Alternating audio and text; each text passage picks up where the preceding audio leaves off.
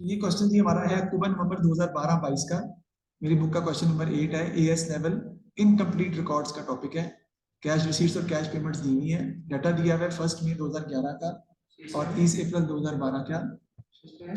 अब सबसे important point ये है कि डिस्काउंट अलाउड डिस्काउंट रिसीव तो दिया हुआ है नंबर 4 और 5 पे, लेकिन सरप्लस इक्विपमेंट जो आपने बेचा है वो बेचा है आपने एट ए लॉस ऑफ 400, यानी इक्विपमेंट पे आपको लॉस हो रहा है 400 का।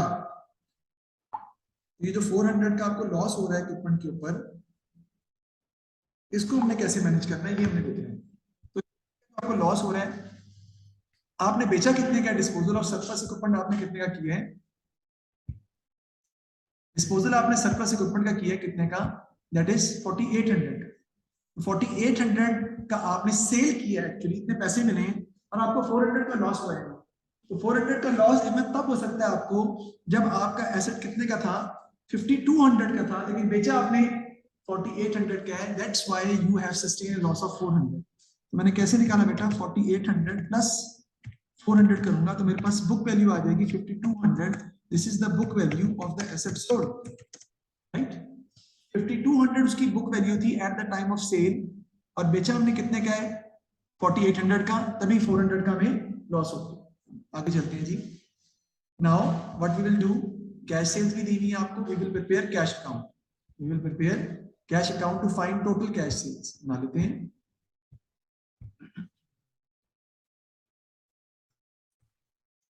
कैश अकाउंट का देखें, सबसे पहले अगर हम गौर करें तो ओपनिंग क्लोजिंग हमें नहीं दिया हुआ पहले, हाँ तो ओपनिंग क्लोजिंग हमें क्वेश्चन में नहीं दिया हुआ, तो हमें ईशा लिखने की जरूरत नहीं है। हम ओपनिंग क्लोजिंग की जगह वैसे ऐसे छोड़ देंगे और यहाँ पर आपका क्या आ जाएगा, जो कैश सेल्स आपकी हैं वो असल में, अच्छा ये बात बतानी थी, बता देता हूँ दोबारा। बेटा ये जो लिखी हुई है ना कैश सेल्स, बेटा ये कैश सेल्स नहीं है। जो लिखी हुई है कैश सेल्स, ये असल में कैश सेल्स नहीं है। ये क्या है, ये आपकी है बेटा, ये है कैश सेल्स बैंक। ये आपकी कैश सेल्स बैंक है, इट्स नॉट कैश सेल्स। ये कैश सेल्स का वो हिस्सा है जो आपने बैंक में जमा किया। टोटल कैश सेल्स आपको भी फाइंड करनी पड़ेगी। तो sales figure does not include 18,000, of which 6,000 will be treated as her own use and drawings, and the remainder is used to pay wages. तो देखिए कैश अकाउंट अगर हम बनाते हैं, ड्राइंग्स आपने कितने की है बेटा, 6,000 की कैश सेल्स में से, और बाकी अमाउंट आपने पे की है किस सूरत में, वेजेस की सूरत में। कितने की होगी वो, 12,000 की। और तो बाकी अमाउंट है वो क्या है भला, वो बेटा कैश बैंक है। कितना, 2,60,000 is cash bank. So total cash sales कितनी बन जाएंगी आपकी, 2,78,000। ये आपकी आएंगी टोटल कैश सेल्स, जो कि आपने सवाल में कैश सेल्स के तौर पे रिकॉर्ड करनी है। फिर रिपीट कर रहा हूं, ये जो कैश सेल्स लिखी हुई है कैश सेल्स नहीं है। This is the amount of cash sales which has been banked. Cash sales का वो हिस्सा है जो बैंक में जमा कराया आपने। कैश सेल्स टोटल कितनी है, इस 2,60,000 में 18,000 की भी कैश सेल्स थी, जिसमें से हमने 6,000 की ड्राइंग्स की हैं और वेजेस पे की हैं हमने कितने की, 12,000 की। क्योंकि अगर 18,000 में 6,000 की ड्राइंग्स है तो बाकी 12,000 की वेजेस है। टोटल आपकी आ जाएगी जी 18,000, कैश बैंक 2,60,000 है और कैश सेल्स आपकी आ जाएगी 2,78,000। ओके हो गया जी, मेरा ख्याल है ये बात आपको समझ आ गई होगी। और इसीलिए मैं जोर लगाता रहा हूं कि it is always good to prepare cash account to find total amount of cash sales, and when some expenses are paid in cash from cash sales, we will believe that the amount written in the cash account, in the bank account, in the given receipt and payment account, that is cash bank, it's not cash sales। कुछ भी लिखा हो, यहाँ पे ये भी लिखा हो सकता था, जैसे यहाँ लिखा हुआ है कैश सेल्स, ये भी कैश बैंक है। अगर लिखा हो कैश बैंक तो है कैश बैंक। अगर लिखा हो अमाउंट पेड इनटू बैंक, वो भी कैश बैंक है। अमाउंट पेड इनटू बैंक भी लिखा हो सकता है जी। अब चलते हैं जी आगे, हमने क्या बनाना है जी। सबसे पहले अगर हमने बैलेंस शीट क्रिएट करनी है तो आपको पता है आपको ओपनिंग कैपिटल निकालना पड़ेगा, ठीक है। इस क्वेश्चन में क्योंकि बैलेंस शीट नहीं है, लेकिन I am going to prepare opening statement of affairs to find opening capital, where capital is equal to opening assets minus opening liabilities. क्या करेंगे जी, 1 lakh plus 8,000 plus 26,800 minus 21,200 plus 24,000 plus 1200 और plus 16,800 you will get opening capital. याद करें मैंने आपको बताया था don't forget to take the opening cash balance while calculating opening capital, remember. लेकिन यहां पर ओपनिंग कैश बैलेंस आपको उठाने की जरूरत ही नहीं है, क्यों? क्योंकि बैंक का ओपनिंग कैश बैलेंस इसी डाटा के साथ दिया है। बैंक का ओपनिंग कैश बैलेंस अगर आप देखो ईशा तो डाटा के साथ दिया है। ये 8,000 यहाँ डेबिट साइड पर ब्रॉड डाउन में भी लिखा हो सकता था, फिर आप वहां से आपको उठाना पड़ता। अभी जरूरत नहीं है, तो 1 lakh plus 8,000 plus 26800 minus 21200 plus 24,000 plus 1200 plus 16,800 you will get your capital. कितना आ रहा है जी?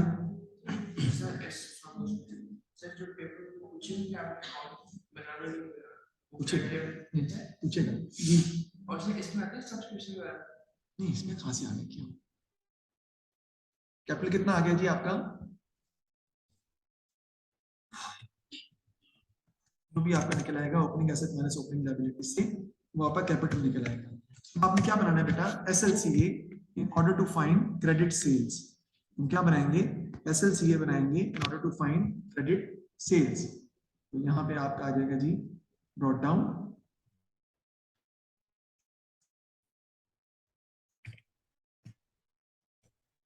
इधर आपका आ जाएगा जी ब्रॉट डाउन, इधर आपका आ जाएगा जी कैरी डाउन, इधर आपका आ जाएगा जी कैश रिसीव्ड या रिसीव्ड फ्रॉम ट्रेड रिसीवेबल, इधर आपका आ जाएगा जी क्रेडिट सेल्स। इसको हम देखते हैं। देखिए अगर आप कि जो ट्रेड रिसीवेबल दिए हैं आपको वो कितने हैं जी? 26,800 और 24,800 आपके क्लोजिंग है। ओपनिंग 26,800 और क्लोजिंग 24,800। देखिए दोबारा देखिए, ओपनिंग एसेट है आपका डेबिट साइड पे आएगा 26,800, क्लोजिंग आपका क्लोजिंग एसेट है कैरेट डाउन है 24,800। रिसीव फ्रॉम ट्रेड रिसीवेबल कितने हैं? 40,000 have been received from trade receivable as collection from trade receivable भी कह सकते हैं इसको आप। डिफरेंस आपका आ जाएगा credit sales, but there is some other thing, there can be discount allowed also, there can be sales return also, there can be bad debts also which comes on the credit side of SLCA. In this question, if you just look at the question, discount allowed is given which is 7,200, तो वो भी आपका credit side पे record होगा, 7,200 credit side पे आ जाएगा। इसका हम टोटल कर लेंगे और हम माइनस कर देंगे तो आपके पास क्रेडिट सेल्स की अमाउंट जो है वो आ जाएगी। टोटल कितना आता है जी?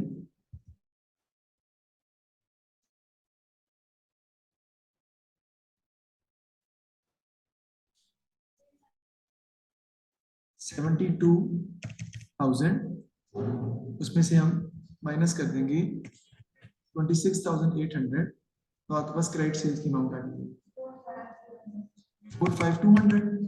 ये आपके पास क्रेडिट सेल्स आ गई।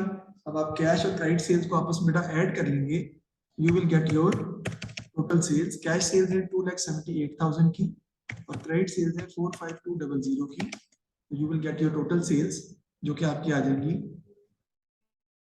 ये 3,00,000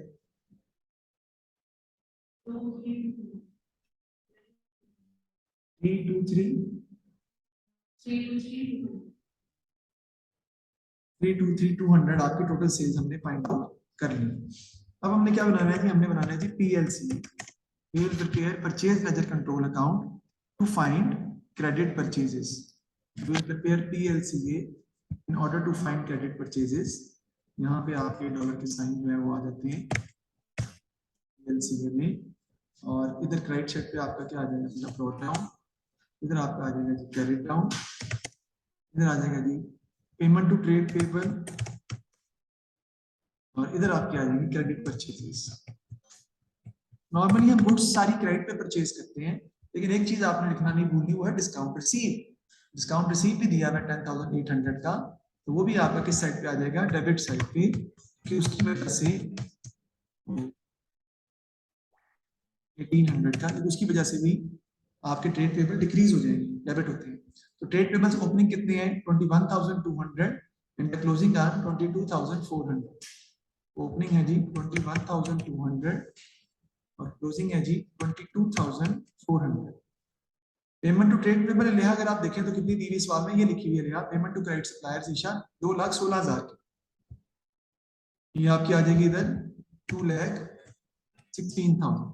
इसका टोटल कर लेंगे हम, सारी बात है, और माइनस कर देंगे तो आपके पास क्रेडिट परचेजेस जो है वो आ जाएंगे। सेल्स परचेज रिटर्न भी हो सकती थी आपकी, अगर दी होती तो वो भी मैं लिखता, या और कोई चीज जी। टोटल कितना आ जाएगा बल्कि पहले ये बताएं।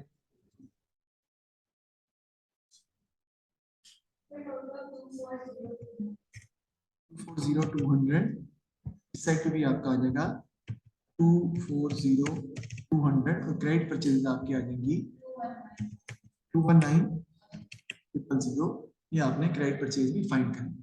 याद रखिएगा एनपीओ का सवाल हो, मैन्युफैक्चरिंग का इनकम्प्लीट रिकॉर्ड का सवाल हो, ये स्टेप्स आपको करने पड़ते हैं, ये जरूरी है।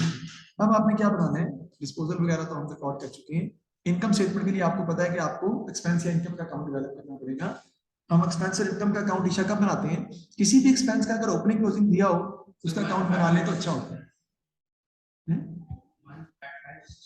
ये हाँ 155,600 गुड। अब हमने किसका अकाउंट बनाना है बेटा, रेंट का अकाउंट बनाएंगे, क्योंकि रेंट अकाउंट आपको प्रिपेयर करना पड़ेगा in order to find income statement figure which you are supposed to write in the income statement as rent, वो आपको लिखनी पड़ेगी। तो हम देखते हैं, सबसे पहले आपको पता है इधर आपका क्या आता है जी, प्रीपेड ब्रॉट डाउन, आपका आ जाता है जी प्रीपेड कैरिड डाउन, इधर आपका आ जाता है जी कैश फिगर, पेमेंट कर रहे हैं आप वो आ जाती है, इधर आपकी आ जाती है इनकम स्टेटमेंट फिगर, इधर आपका आता है जी एक्रूड ब्रॉट डाउन, इधर आपका आ जाता है एक्रूड कैरिड डाउन। देख लेते हैं हमारे पास डाटा में क्या दिया है, तो प्री रेंट प्री पेड दिया हुआ 1200 और क्लोजिंग दिया हुआ 1600, एक्रूड हमें नहीं दिया हुआ, जो दिया हुआ है उसी को यूज करेंगे, बाकी हम सपोज करेंगे अगर अवेलेबल नहीं है तो उसकी जगह हम स्पेस छोड़ देंगे। 1200 एंड 1600 कैश फिगर, रेंट जो आपने कैश के स्वरूप में पेमेंट किया है, पेमेंट्स में मिलेगा आपको, रेंट आप पे कर रहे हैं कितने का, 10,000 का, we will write in the cash figure 10,000, total कर लेंगे इसका, इसमें से क्रेडिट साइड माइनस कर देंगे तो आपकी इनकम स्टेटमेंट फिगर आ जाएगी 11,000।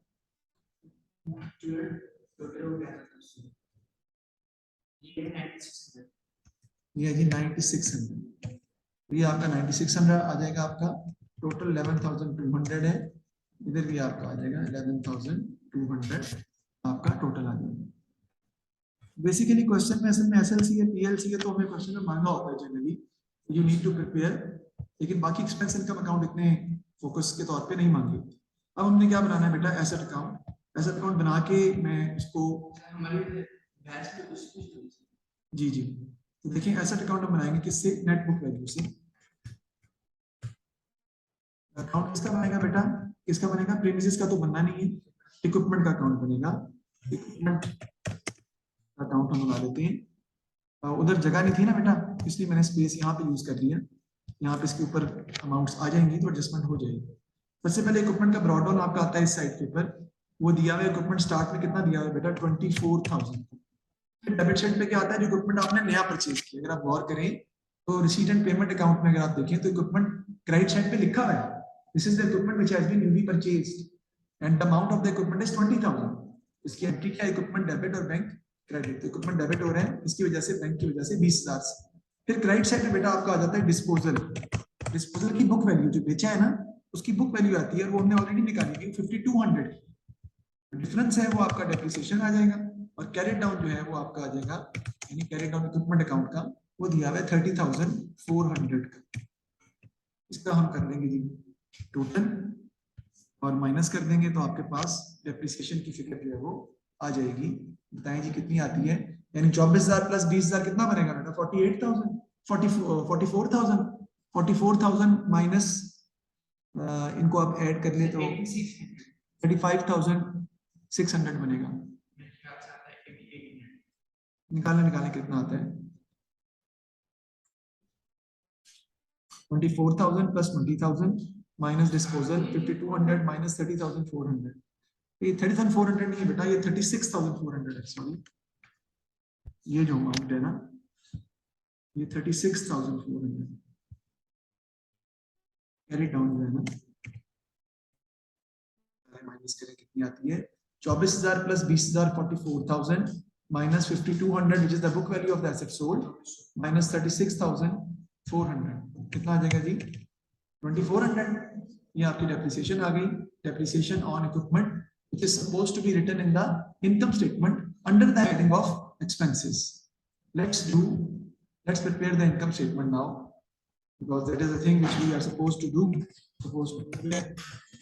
income statement हम बनाते हैं और हम यहाँ पे डॉलर के साइन जो है वो बना लेते हैं। कोई मसला है तो बिला झिझक आप पूछ सकते हैं, एनी प्रॉब्लम। मैं रिपीट कर देता हूँ। सबसे पहले बेटा सेल्स आती है और सेल्स हम दोनों की मिला के हमें कितनी दी हुई है 323,200। This is the amount of sales. इसमें से हम प्लस कर देंगे कॉस्ट ऑफ सेल्स और कॉस्ट ऑफ सेल्स आप माइनस करेंगे तो आपको पता है सबसे पहले इसमें आपकी आती है जी ओपनिंग इन्वेंट्री, इसमें हम ऐड कर देंगे जी परचेजेस, लिखी तो हुई है मैंने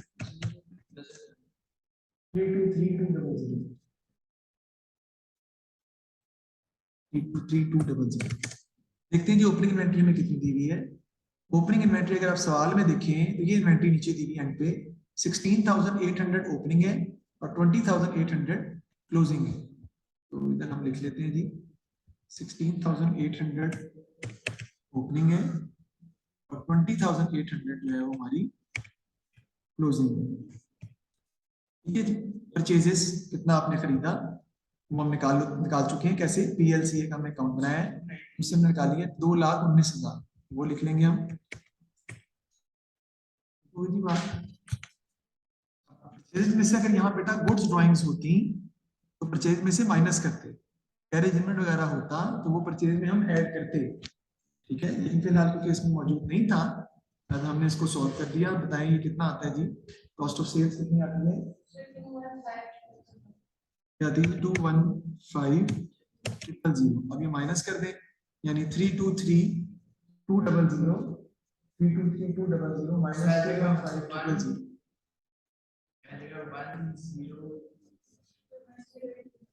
108,200 आपका ये आ जाएगा। ये क्या कहलाएगा? आपका ग्रॉस प्रॉफिट। बेटा ग्रॉस प्रॉफिट में सबसे पहले आपने क्या ऐड करना है? Discount received. जी सर वो क्यों?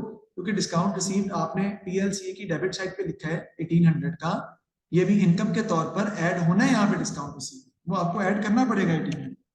ये नहीं कि वो ऐड नहीं करेंगे, वो आपको ऐड करना पड़ना है यहाँ। ठीक है जी। जी